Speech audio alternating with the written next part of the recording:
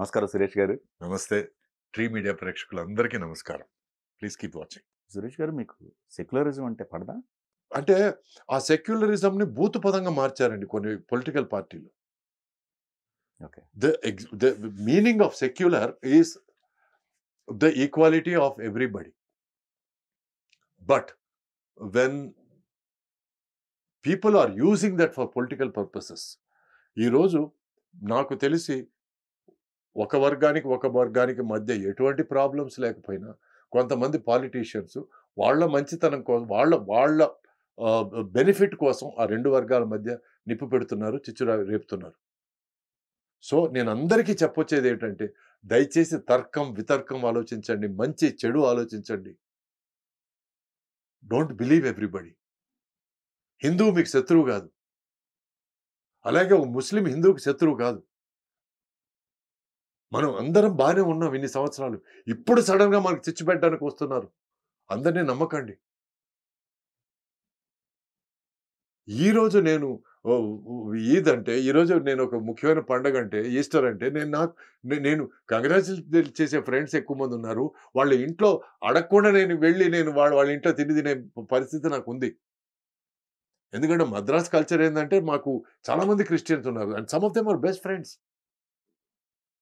But ఒక ఒక friend ఇంటికి వెళ్ళి వాళ్ళు అక్కడ ఏదైనా ప్రీచింగ్ చేశారంటే రెండోసారి వెళ్ళను నేను. Okay. I want friendship, not preaching.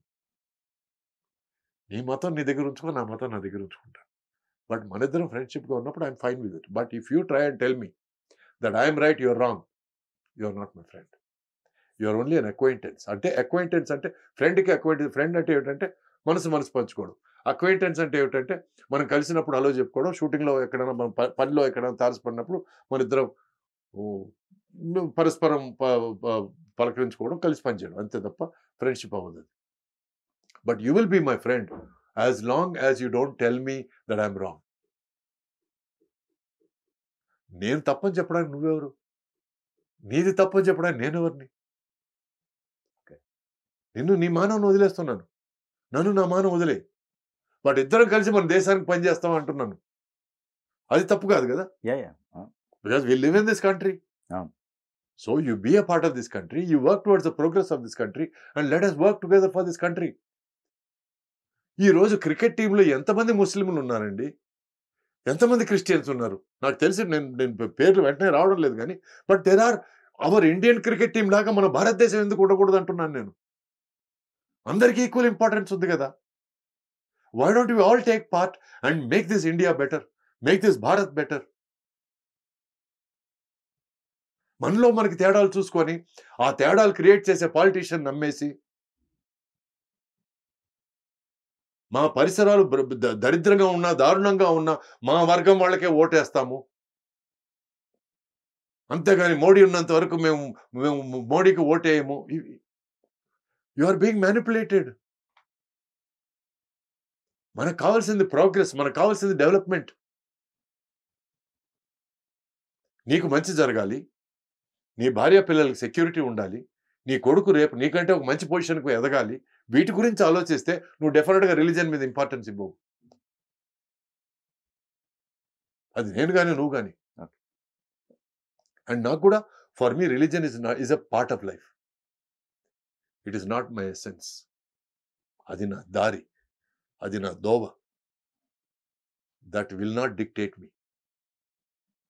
మంచి చెడుకు మధ్యలో అది రాదు. బికాజ్ మంచి చెడు ఇస్ మోర్ ఇంపార్టెంట్.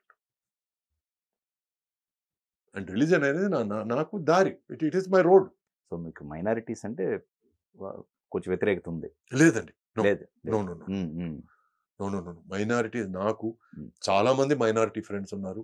బట్ చాలా మంది లేదండి. I like to clear that. Okay. చాలా మంది మైనారిటీస్ నా ఫ్రెండ్ ఉన్నారు. నేను ఒక విధంగా మా తాతగారిని అడిగితే, ఒరే మంది కింద జాతేరా అని అన్నారు ఆయన. అది I don't want get into the details. కొన్ని మా దీంట్లోనే కొన్ని వర్గాలు ఉన్నాయి. That is not what interest me. But నేను అనేది ఏంటంటే, నువ్వు ఏ జాతి అయినా కానీ, నువ్వు ఏ వర్గం అయినా కానీ, ఏ రిలీజన్ అయినా కానీ, భారతదేశాన్ని నువ్వు కించపరచకూడదు, భారతదేశాన్ని నువ్వు తప్పు పట్టకూడదు. భారతదేశాన్ని నువ్వు బెటర్ చేయాలనుకోవాలి, ఎంత నువ్వు సపోర్ట్ చేయాలనుకోవాలి. అంతేగాని భారతదేశం కంటే నా రిలీజన్ ఇంపార్టెంట్, నా రిలీజనే నంబర్ 1 అని అనుకుంటే మాత్రం then you are an anti national. Correct. నువ్వు భారతదేశానికి వ్యతిరేక అయినప్పుడు నువ్వు నాకు వ్యతిరేకి.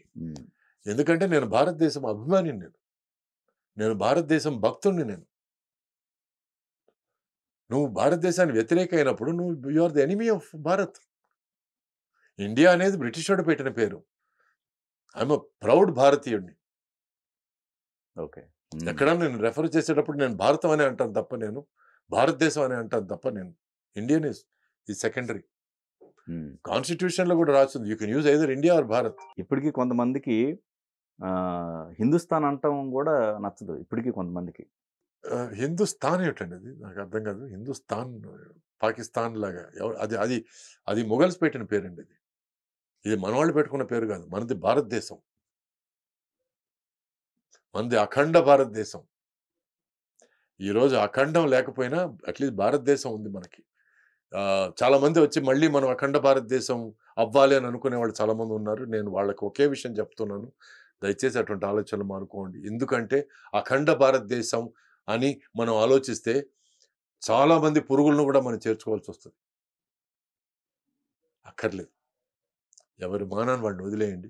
మనకున్న భారతదేశాన్ని ఎంత పెద్ద చేసుకోగలం, ఎంత మెరుగు చేసుకోగలం, ఎంత సానబెట్టుకోగలం, ఎంత దాన్ని బెటర్ చేసుకోగలం. ఎందుకంటే ఆల్రెడీ మనం ప్రగతి పదంలో ఉన్నాం. మోడీ గారి దయ వల్ల మనం we're on a right path. ఈరోజు అమెరికాకి మనం తలవంచకుండా, మనం ఫుల్గా రష్యా దారిలో లేకుండా మనం బ్యాలెన్స్డ్గా వెళ్తున్నాం. ఇది మోడీ గారి వల్లే అవుతుంది. ఓకే. ఈ పార్టీకి ఇంకొక పార్టీ అయి ఉంటే ఈ పార్టీకి బానిస అయిపోయి ఉండేది అమెరికాకి.